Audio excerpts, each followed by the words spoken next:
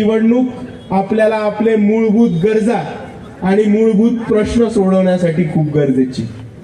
आणि मी वंचित बहुजन आघाडी, शिवसेना आणि काँग्रेस या तिन्ही पक्षांच्या वतीने, या तिन्ही पक्षांच्या उमेदवारांच्या वतीने आपल्याला आश्वासन करतो की वंचित बहुजन आघाडी आणि त्यांच्या मित्र पक्षांचे उमेदवार हे सत्तेमध्ये आल्यानंतर प्रत्येकाच्या घराला नळ देऊन त्या नळाला 24 तास पिण्याचं पाणी देण्याचं काम हे वंचित बहुजन आघाडीची लोक नक्कीच करतील। आपल्या भागामध्ये घरकुलाचा खूप मोठा प्रश्न आहे।